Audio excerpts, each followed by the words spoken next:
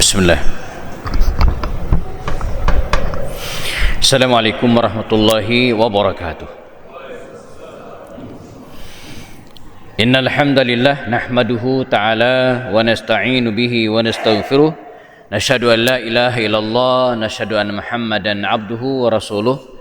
Allahumma salli ala hadzal nabiyil karim wa ala alihi wa sahbihi ajma'in. Rabbi shrah li sadri wa yassir li amri wahlul 'uqdatan min lisani yafqahu qawli.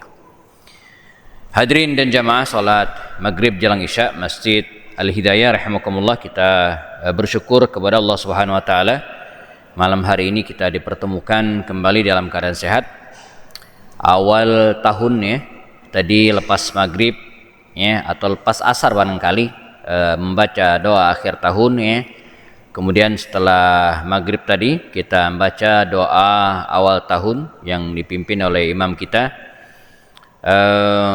Doa yang secara makna ya sangat-sangat bagus, harapan kepada kita ya, dan terhindar dari godaan syaitan beserta dengan bala tentaranya ya. Walaupun jelas ya secara hadis ya Nabi tidak pernah membaca doa ini ya, karena dalam sejarah belum ada penentuan awal tahun di masa Rasulullah ya. Jadi di masa Nabi kalau kita baca sejarah aja tidak ada ya, atau belum ada awal tahunnya ya. Jadi penentuan awal tahun itu baru dimulai pada masa Sayyidina Umar bin Khattab radhiyallahu anhu. Nah, jadi kalau ditanya hadisnya yang kita baca sahih atau tidak, ya bukan sahih atau tidaknya, tidak ada ya. Tapi secara makna bagus ya. Kalau ditelusuri ya, hadis ataupun doa tadi ya, ada mengatakan termaktub dalam kitab Jamil Kabirnya Imam As-Suyuti, dan kemudian diambil lagi, disusun ulang lagi oleh ulama kita Habib Utsman bin Yahya ya, yang pernah menjabat ya, MUI ya, pada waktu itu ya, sehingga sangat baik untuk dibaca ya, sebagaimana kita membaca doa-doa yang lain. Nah, jadi tapi jangan disebut ini dari Nabi ya, karena Nabi belum pernah baca, karena di masa Nabi belum ada tahun baru ya. Jadi yang ada adalah ya doa kalau melihat hilal. Nah, ini ada, makanya sebagian teman kita membaca awal tahun ini dengan doa ya ketika melihat hilal, karena kalau hilal itu dari zaman Nabi sudah ada ya. Misalnya dalam kitab Imam Ahmad bin Hanbal dalam musnadnya ya, dari jalur Talha bin Ubaidillah ya, dikatakan Rasulullah ketika melihat hilal beliau membaca Allahumma ya uhallilhu alaina bil yumni wal iman wassalamati wal islam rabbi wa rabbukallah. Nah, ini salah satu doa yang termaktub dalam banyak kitab hadis dan sebutkan ya hadisnya as-sahih ya. Dan ini bukan doa awal tahun, doa pada awal bulan ya, jadi tidak mesti menunggu akhir tahun ya. Ini sebagai penjelasan bagi kita supaya tidak gampang menyalahkan, tapi juga tidak menyandarkan doa tadi kepada Rasulullah ya, karena Nabi tidak pernah membacanya ya. Oke, baik. Berkenan dengan hal itu jemaah, maka tema kajian kita pada sore hari ini dalam waktu yang tidak lama ya, karena jelang isya, kita akan coba mengambil inspirasi dari tahun baru Hijriah ini ya. Dilihat dari sejarah ya, bahwa hitungan Qamariyah ya, karena penanggalan Hijriah itu menggunakan Qamariyah ya, bulan ya, dan bukan matahari. Sudah ada sejak zaman Rasulullah ya. Kalau tidak, bagaimana mereka bisa puasa Ramadan ya, bagaimana bisa melaksanakan haji, bagaimana mereka bisa beridul kurban ya, mengapa mereka bisa melaksanakan berbagai ibadat tersebut ya, karena sudah ada penanggalan Qamariyah ya, mereka menggunakan penanggalan Qamariyah. Namun ya belum difikskan, belum dihitung secara resmi. Ini baru ditetapkan di masa Umar bin Khattab.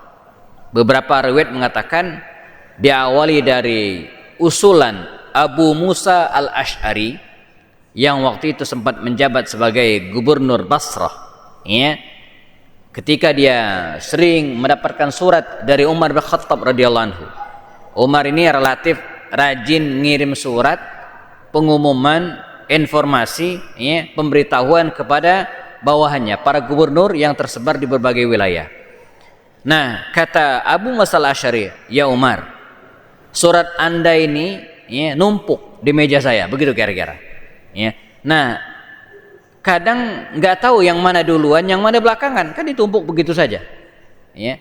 Mbok ya dikasih tanggal, begitu kira-kira. Kata Abu Musa al-Asy'ari, biar ketahuan mana yang datang duluan dan mana yang belakangan. Sebab bisa jadi, ya, surat Umar itu berisi tentang keputusan, ya, sesuatu hukum, ya, yang menganulir hukum sebelumnya, ya. Bisa jadi perintah yang mungkin berbeda dengan perintah sebelumnya, begitu kira-kira, ya. Maka Umar bin Khattab segera mengumpulkan para sahabat pada waktu itu.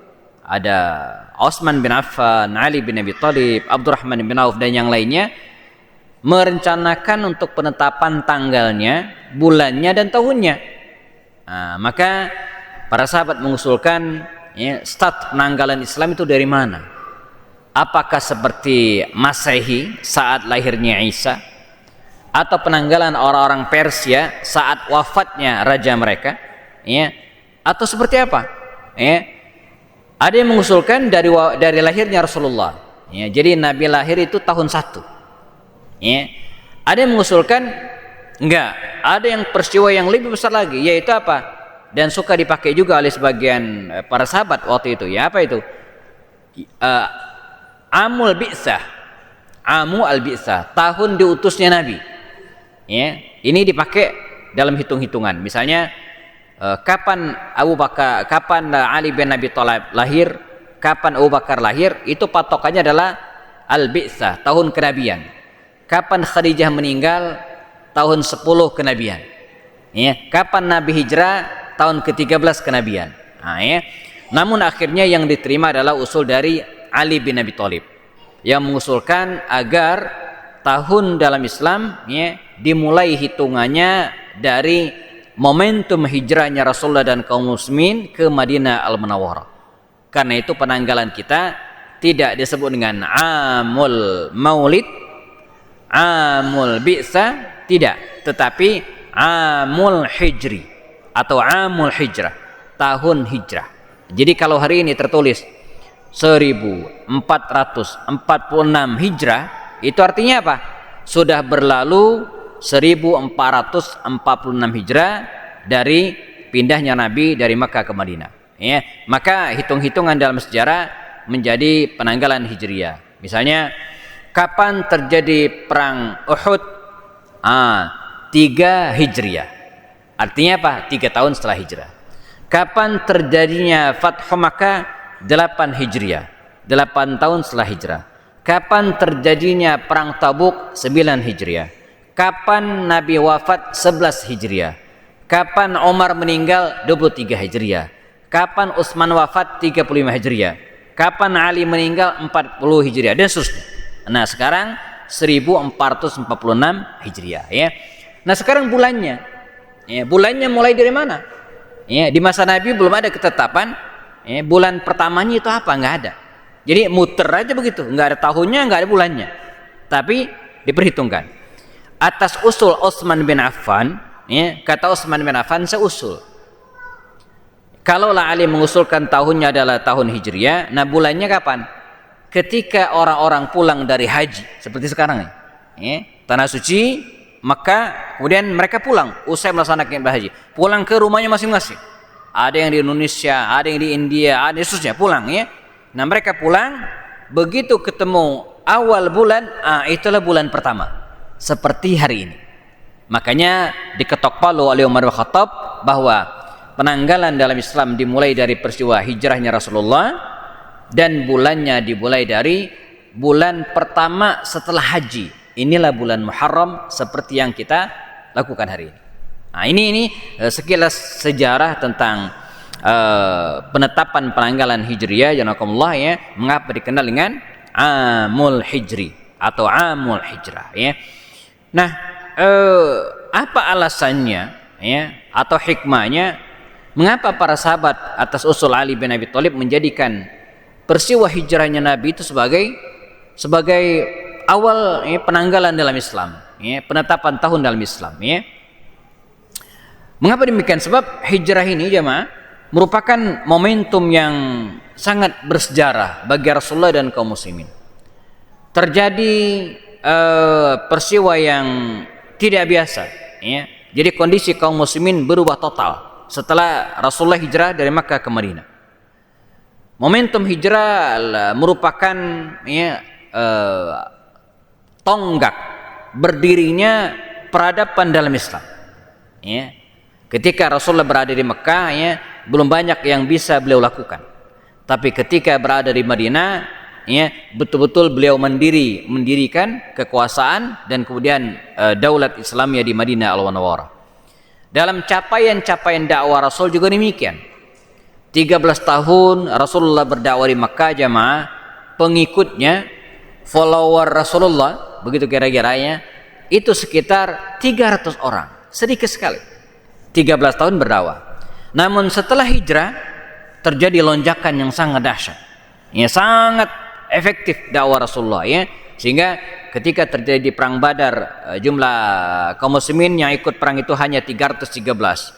Ketika perang Uhud menjadi 700. Ketika perang Khandaq 2 tahun kemudian menjadi 3000. Terus, ya. Dan ketika terjadi Fathu Makkah 8 tahun kemudian 10.000 tentara kaum muslimin. Dan puncaknya ketika terjadi Haji Wada. Ya, Haji Wada, haji terakhir Rasulullah 10 Hijriah, jumlah kaum muslimin tidak kurang dari 124.000 orang.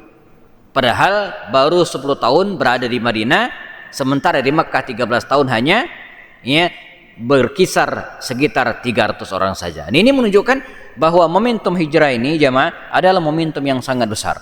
Karena itu kalau kita telaah dan kemudian maknai hijrah ini, kita coba bawa ke konteks sekarang, ya. Secara definisi hijrah itu artinya pindah, ya, pindah atau meninggalkan, ya. Dan ini sudah menjadi ungkapan kita sehari-hari gitu, ya. Saya akan hijrah ke mana misalnya, atau Nabi Lut alaihissalam dalam Al-Quran ketika dia diperintahkan oleh Allah untuk hijrah meninggalkan kaumnya, dia mengatakan, "Inni muhajirun ila Rabbi." Saya akan pindah, ya, kepada Tuhanku, ya, meninggalkan kampung halamannya.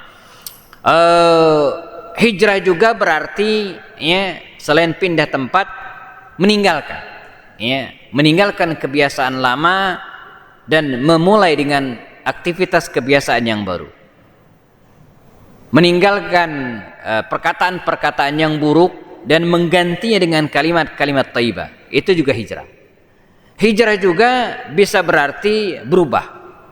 Malah dalam keseharian kita, ya, suka kesehari-harian. Misalnya pakaian, misalnya, terutama para akhwat, para ibu, ya. Misalnya kita datang ke rumahnya dan kemudian tergantung di lemarinya pakaian-pakaian yang tidak menutup aurat, maka dikatakan ini pakaian saya dulu sebelum hijrah. Padahal dia rumahnya di situ dari dulu, nggak pernah pindah, tapi dikatakan sebelum hijrah, ya. Misalnya di antara kita, ini contoh saja, misalnya mandi itu buka baju, di sini ada tatonya, ya. Ada tato. Wah, ente pakai tato? Iya Ustaz, maaf, ini kelakuan saya waktu dulu sebelum hijrah. Ya, belum berubah maksudnya gitu kan, ya, sebelum hijrah gitu, ya. Nah, ini kalimat-kalimat yang digunakan, ya. Beberapa komunitas teman-teman pemuda, ya, banyak yang menggunakan istilah hijrah ini sebagai momentum kita meninggalkan kebiasaan-kebiasaan lama dan mengganti dengan kebiasaan-kebiasaan yang baru. Di Bogor ini ada komunitas anak-anak muda yang cukup besar, dibimbing oleh Ustaz Hilman Fauzi, ya, namanya komunitas Teman Hijrah.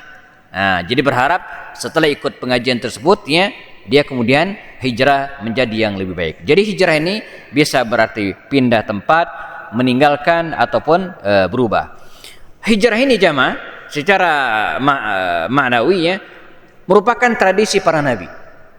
Jadi kalau kita lihat sejarah, hampir semua nabi itu hijrah. Nabi Adam paling ekstrim hijrahnya. Dari surga hijrah ke bumi gitu ya. Nabi Nuh ya hijrah juga. Dia naik kapal laut yang besar gitu ya. Dan kemudian pindah tempat.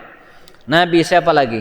Nabi Ibrahim lahir di Irak, pindah ke Palestina, sempat ke Mesir, ngantar anaknya ke Mekah ya, Ismail alaihissalam, balik lagi ke Palestina dan kemudian meninggal di Palestina ya, hijrah.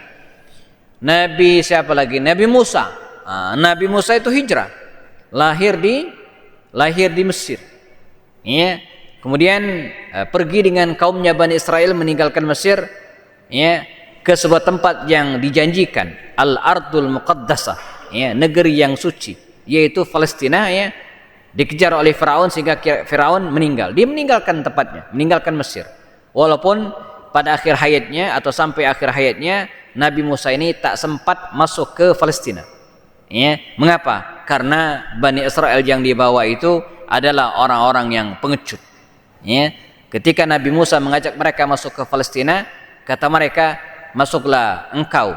Ya, fa inna fiha qauman jabbarin, karena di dalamnya ada ya orang-orang yang galak. Ya, orang-orang yang diktator. Begitu kira-kira kata Bani Israel. Malah mereka mengatakan lagi, idhab anta wa rabbuka faqatila. Pergilah engkau wahai Musa dengan Tuhanmu dan berperanglah. Ya, kami nunggu duduk-duduk di sini. Entar kalau udah menang kasih tahu ya. Ini kelakuan Bani Israel. Sehingga sampai akhir hayatnya Nabi Musa tak sempat masuk ke Palestina dan hanya berada di Yordania. Ya, nabi-nabi yang lain juga demikian jemaah. Ya, Nabi Ismail ya hijrah ya. Kemudian ulama-ulama juga demikian. Para ulama itu ya, mungkin sepengetahuan saya ulama yang tidak hijrah mungkin hanya di antara 4 imam mazhab. Imam Malik mungkin lahir di Madinah, tumbuh di Madinah, besar di Madinah dan meninggal di Madinah. Tapi yang lainnya, Imam Asy-Syafi'i lahir di Gaza. Ya, remajanya, masa kecilnya dihabiskan di Mekah. Setelah itu dia ke Madinah, setelah itu ke Yaman, setelah itu ke Baghdad, setelah itu ke Mesir. Muter-muter gitu ya. Mereka hijrah. Rasulullah dan para sahabat juga demikian.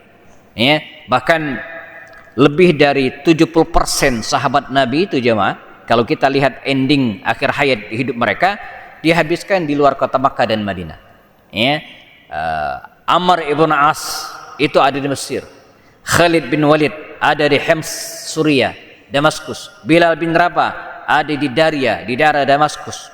Abdullah bin Abbas ada di Taif. Bersebaran mereka, gitu kan? Hijrah, ya, meninggalkan tempat mereka untuk berdakwah atau kemudian menyebarkan Islam, ya. Dan kita juga umat Islam ya, juga dianjurkan untuk bertebaran di muka bumi ini. Fa idza qudiyatis salatu fantashiru fil ardi. Kata Allah dalam surat Al-Jumu'ah, manakala usai melaksanakan salat fantashiru fil ardi, bertebaran di muka bumi. Ya, jangan mager ya, malas bergerak, atau jangan di situ-situ saja. Ya, lahir di Bogor, besar di Bogor, kuliah di Bogor dan meninggal di Bogor juga. Kita dianjurkan untuk fasiru fil ardi ya, dalam surat yang banyak kita hafal, surat Al-Mulk ya, huwallazi ja'ala lakumul arda zalulan famshu fi manakibiha.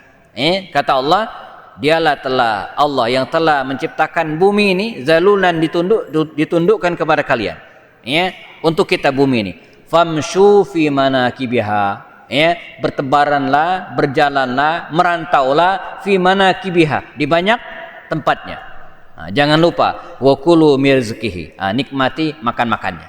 Jadi kita dianjurkan oleh Allah untuk traveling dan makan-makan. Begitu kira-kira ya. Traveling dan kuliner kalau bahasa mak-mak hari ini gitu ya. Ini perintah Allah. Supaya apa? Supaya terjadi dinamika dalam kehidupan ini ya. Antara yang satu dengan yang lainnya ya, orang Jawa pergi ke Sumatera, orang Sumatera lari ke Jawa gitu kan, orang Padang ke Solo, orang Solo dan seterusnya ya. Dengan cara itu Allah SWT ya menggerakkan kehidupan di dunia ini. Dengan cara apa? Dengan cara hijrah. Nah, Rasul sendiri juga demikian, dan ada beberapa pelajaran yang menarik ya, kita ambil dari hijrahnya Rasulullah, bahwa hijrah Rasulullah ini penuh dengan perencanaan dan strategi. Ya, penuh dengan perencanaan dan strategi. Agak panjang kalau kita ceritakan proses hijrahnya Rasulullah, dan ini pernah kita bahas dalam kajian sebelumnya. Tapi yang jelas kalau kita telah hijrahnya Nabi dari Makkah ke Madinah itu ya sangat-sangat menarik. Beliau ya tidak hanya duduk baca doa lalu kemudian jasadnya udah pindah ke Madinah, enggak, tapi penuh dengan strategi. Di mana ketika rumah Rasulullah dikepung, beliau meminta Ali untuk tidur di tempat tidur Rasulullah. Lalu kemudian beliau keluar dari rumahnya menuju ke Gua Sur, ya, arah perjalanan yang berbeda dengan arah yang pengen mereka tuju. Ya. Madinah itu ke situ, Nabi malah ngumpet di Jabal Sur, ya, ke arah selatan, berlawanan dengan arah Madinah. Nah, ini strategi supaya musuh tidak bisa mengejar mereka. Ya. Ketika berada di Gua Sur pun mereka tidak kelaparan dan tidak kehausan. Mengapa? Karena Asma binti Abu Bakar dan keluarga Abu Bakar mengirimkan makanan untuk Rasulullah. Ketika mereka hijrah dari Gua Sur menuju ke Madinah juga tidak melewati jalan umum, tetapi lewat jalan alternatif. Ya, ini semua strategi. Makanya bisa disimpulkan bahwa rahasia sukses hijrah Nabi itu ya dua. Pertama, jamaah, fix pasti pertolongan Allah, itu pasti. Tapi jangan lupa, pertolongan Allah itu ya tidak datang begitu saja. Dia didukung dengan ikhtiar kita sebagai manusia. Ya, Nabi berikhtiar. Ikhtiarnya apa?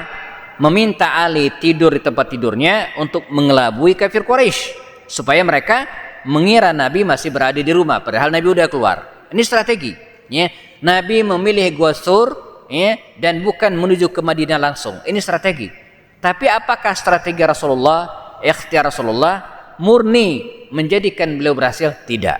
Buktinya apa? Kafir Quraisy yang mengejar Rasulullah nyampe juga ke Gua Sur.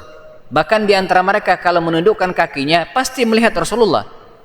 Di sinilah datang pertolongan Allah. Ya, Allah menutup mata mereka sehingga mereka tidak bisa melihat Rasulullah. Ketika Nabi pindah dari Makkah, Gua Sur menuju ke Madinah, walaupun sudah lewat jalan alternatif, bukan jalan umum, bukan jalan biasa, tetap saja ketahuan. Adalah Suraqah bin Malik al-Mudliji, ahli pencari jejak waktu itu, ya, berhasil mengejar Rasulullah dan hampir menangkapnya. Nah, datanglah pertolongan Allah. Apa itu? Kudanya meringkik keras, kaki depannya ditarik ke belakang, dan Suraqah pun mental, tak berhasil mengejar Rasulullah. Nah, jadi dalam kehidupan ini jamaah yang harus kita perhatikan apa? Ya, ikhtiar maksimal, anak-anak sekalian, ya, usaha yang benar gitu kan, serius, maka pertolongan Allah akan tiba. Tidak duduk begitu saja. Kata Umar bin Khattab, ya, innas samaa lan tuntira dhahaba. Ya, sungguhnya langit itu tidak akan pernah menurunkan hujan emas. Hujannya hujan air gitu ya, bukan hujan emas. Artinya apa? Kita harus berikhtiar. Sekilas ya langkah-langkah hijrah Rasulullah, ya, dan kita juga hari ini walaupun mungkin tidak pindah tempat tapi meninggalkan kebiasaan lama. Al-muhajiru man hajara manahallahu anhu. Demikian kata Rasul. Hijrah itu bisa juga dengan cara apa? Meninggalkan apa-apa yang dilarang Allah. Jadi hari ini kita masuk tahun baru jamaah. Hijrah kita bukan pindah dari Bogor ke kota Semarang, dari Bogor ke Kalimantan, tidak. Ya, tidak, tapi kita meninggalkan kebiasaan-kebiasaan lama kita dan menggantinya dengan kebiasaan-kebiasaan baru. Dilakukan dengan sungguh-sungguh, serius, ya. Kita meninggalkan kemaksiatan yang mungkin pernah kita lakukan, bertaubat, menjauhi maksiat, menjaga akhlak, ya, dan terus bekerja yang terbaik, ya. Kita harapkan tahun 1446 lebih baik bagi kita daripada tahun 1445 yang lalu, ya. Nah, bertambahnya tahun, ya, itu berarti berkurangnya usia. Ini harus kita sadari, ya. Bertambahnya tahun usia kita, jatah hidup kita, itu artinya berkurang. Yang tadinya diberikan Allah misalnya 20 tahun lagi, begitu tambah tahun, berganti tahun, berkurang jatah hidup kita menjadi 19. Ya, jadi kita ini sekarang sedang menghitung mundur, ya, jatah usia yang diberikan Allah kepada kita. Untuk itu apa kita lakukan, ya, anak-anak sekalian yang masih muda-muda, ya, karena jatah hidup kita ada batasnya, rencanakanlah hidup. Karena kehidupan kita terbatas. Ya. Jadi kita tidak akan hidup selamanya dan harus kita maksimalkan dengan baik. Ya. Ini ya, rencanakan hidup. Ya ayyuhalladzina amanu taqullaha wal tanzur nafsum ma qaddamat lighad. Ya. Dalam surat Al-Hasyr, ya, Allah berfirman, wahai orang yang beriman, bertakwalah kalian kepada Allah dan wal tanzur nafsun, hendaklah setiap jiwa ya memperhatikan, merencanakan maqaddamat, ya, memperhatikan tahun lalu 1445 yang lalu, maqaddamat ya liqat untuk tahun 1446 ya, walaupun secara asal ya tafsir hadis ini bermakna melihat masa lalu di dunia, merencanakan kehidupan akhirat. Ini tafsir awal ayat ini. Tapi dalam konteks tahun baru kita bisa maknanya apa? Evaluasi. Ya, masa lalu kita, kehidupan kita di tahun 1445 liqat untuk direncanakan masa yang akan datang. Ya, dan merencanakan hidup itu penting. Karena Allah dalam hadis qudsi mengatakan, dikatakan oleh Rasulullah SAW ya, wallahu 'inda dhanni 'abdi. Ya, Allah itu tergantung prasangka hambaku. Karena itu rencanakanlah hidup kita dengan perencanaan yang matang dan yang baik-baik saja. Bahkan ada penelitian jamaah, orang yang merencanakan masa depannya dengan baik, ya, itu peluang keberhasilannya ya lebih dari 50% berhasil ya, ketimbang orang yang tidak merencanakan sama sekali. Dan orang yang merencanakan hidupnya, merencanakan masa depannya, lalu menulisnya, ditulis ya, rencana-rencana tadi ya, itu peluangnya lebih besar daripada orang yang hanya merencanakan tapi tidak menulisnya. Ada kisah ya, di Amerika dulu ada seorang anak muda, anak kecil, usia 8 tahun. Pada usia 8 tahun itu jamaah, dia menulis semua keinginan dan cita-citanya di sebuah lembar kertas. Saya pengen jadi ini, pengen jadi, terus ditulis. Dan apa yang kemudian terjadi? Pada usia 60 tahun, semua keinginan dan cita-cita yang ditulis tadi tercapai semua. Saya alhamdulillah dapat ilmu ini ketika saya kuliah semester awal di LIPIA Jakarta. Dapat ilmu tadi. Maka ya, di tahun 1995 lalu ketika saya lulus SMA, masuk kuliah, saya menulis ya, rencana-rencana hidup itu saya tulis dan sampai sekarang tulisan itu masih ada, walaupun bukan tulisan asli lagi ya. Kalau dulu kan saya tulis pakai tulisan tangan, tapi sekarang sudah saya ketik gitu kan, sudah di print ya. Tapi sama, tulisnya sama, rencana-rencana hidup itu. Dan apa yang kemudian terjadi jamaah, alhamdulillah, kalau boleh dipresentasikan ya, di usia saya yang jelita ini jelang 50 tahun nih, saya setahun lagi ya, tahun depan 50 tahun ya, rencana-rencana hidup yang saya tulis di tangan di kertas tadi itu, yang kemudian hari ini saya ketik, sudah tercapai lebih dari 80%. Ya, bahkan hampir 90% tercapai. Kuliah sampai tuntas S3 tercapai, udah dicontreng. Gitu kan? Berangkat ke tanah suci, baik haji ataupun umrah, sudah terconteng. Ya. Menikah, ini dulu ini ya. Menikah itu saya tulis, ya. Saya harus menikah terus ya. Saya conteng, membeli kendaraan roda 4, membeli ru'us, alhamdulillah, gitu kan? Apa artinya bahwa merencanakan itu penting, ya, karena itu akan membuat hidup kita akan lebih terarah dan Allah akan mewujudkan keinginan kita, ya. Apalagi kalau keinginan tersebut keinginan yang baik. Yang kedua, ya, manfaatkan waktu, ya. A'maru ummati ma baina 60 ila 70 wa aqalluhum man yajuzu dzalik. Kata Rasul, umur umatku antara 60 sampai 70 tahun. Wa aqalluhum man yajuzu dzalik, dan sedikit yang melebihi usia itu. Ya, walaupun dalam penelitian terkini dari BPS. BPS itu Badan Pusat Statistik. Ya. Nah, diteliti alhamdulillah usia harapan hidup, ya, UHH orang Indonesia setahun demi setahun meningkat. Ya, di tahun 2017-an usia harapan hidup orang Indonesia itu rata-rata di angka 69 tahun. Jadi kita ini rata-rata hidupnya 69 tahun. Dalam penelitian ini rata-rata saja gitu kan. Ada yang lebih dan kurang. Nah sekarang ya sudah menyentuh di angka 73 tahun. Jadi orang Indonesia ini rata-rata usia hidupnya 73 tahun.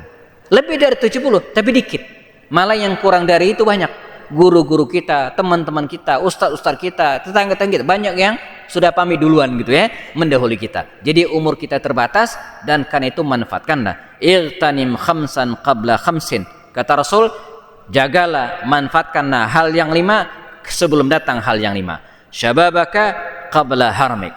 Anak-anak sekalian ya, masa pemuda, masa anak-anak, masa kecil manfaatkan qabla haramik, sebelum tiba masa tua. Ya, kalau udah tua banyak susahnya ya, banyak kelemahannya ya. Wasihataka qabla saqamik, dan masa sehat kita sebelum datang masa sakit.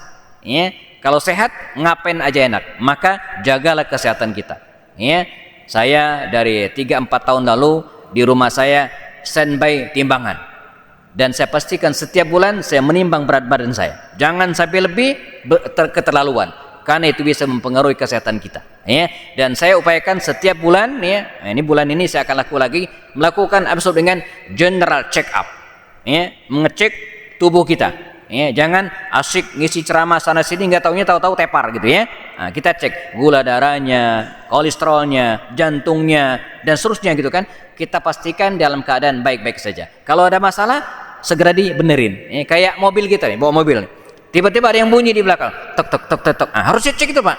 Jangan-jangan ada mur yang lepas, tahu-tahu bannya yang melayang gitu ya, mesti dicek gitu ya. Nah ini harus kita perhatikan. Sedikit lagi ya, wa ghina'aka qabla faqrik, kekayaan kita sebelum kita miskin, wa faraghaka qabla syughlik, dan waktu kosong kita sebelum datang masa sibuk, dan hayataka qabla mautik, kehidupan kita sebelum kita meninggal dunia. Terakhir ya, dalam menghadapi tahun baru Islam ini, marilah kita siapkan warisan ya. Karena kita akan meninggal dunia jemaah, supaya kita meninggal dunia nanti pahala kita terus mengalir, maka kita siapkan warisan. Apa warisannya? Ada 3 kata Rasul, idza mata ibnu adama in qata'a amaluhu illa min thalas. Kalau kita meninggal dunia habis semua, terputus amalnya kecuali 3. Ini terkenal sekali. Apa itu? Shadaqatin jariyah, sedekah jariyah. Masjid kita ini membutuhkan uang, membutuhkan dana, kita sedekah jariyah, mengalir. Meninggal dunia kita pahalanya terus mengalir. Yang kedua adalah ilmin yuntafa bihi, ilmu yang bermanfaat ya. Kalau kita tidak bisa mengajar, maka siapkan halaqah ya, gaji gurunya kita yang menggaji, insyaallah kita dapat pahala juga. Waladin salihin yad'u lahu, kita siapkan anak-anak yang soleh ini jamaah, agar mereka bisa mendoakan kita kalau kita meninggal dunia. Inilah ya warisan yang harus kita siapkan ya, sebelum kita menghadap Allah Subhanahu wa taala pada tahun-tahun berikutnya. Jazakumullah, sudah masuk waktu Isya ya. Kita cukupkan kajian pada sore hari ini. Semoga Allah SWT memberikan kemudahan atas rencana kita dan memberikan kita kondisi yang lebih baik daripada kondisi-kondisi sebelumnya, insyaallah. Amin ya rabbal alamin. Jazakumullah khairan, dan kita sempurnakan dengan kafarat majlis. Subhanakallahumma wa bihamdika asyhadu an la ilaha illa anta astaghfiruka wa atubu ilaik. Assalamualaikum warahmatullahi taala wabarakatuh.